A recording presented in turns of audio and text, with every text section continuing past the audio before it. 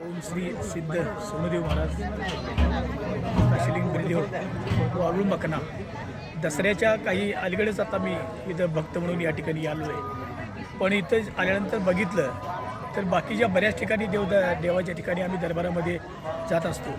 पण तू इथं जांभळी या शिरोळ तालुक्यातील जांभळी हे गाव आहे. इथं आल्यानंतर सोनदेव मठ असेल आणि बरंचसं इथं काहीतरी ऊर्जा मिळते. त्यामुळं अलीकडल्या मी 4-5 आठवडे झालेत.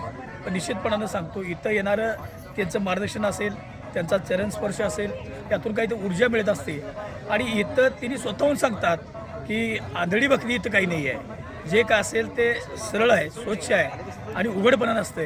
त्यामुळं निश्चितपणानं या जांभळी गावामध्ये श्री सिद्ध सोनूदेव, त्याचबरोबर वाळू मकना काशिलिंग बिरदेव यांच्या आशीर्वादानं या परिसरातील भक्तांना निश्चितपणानं प्रेरणा, काहीतर नवीन काहीतर लोकांना भक्तिमार्गातून चांगलं कल्याण. विठ्ठला विसरला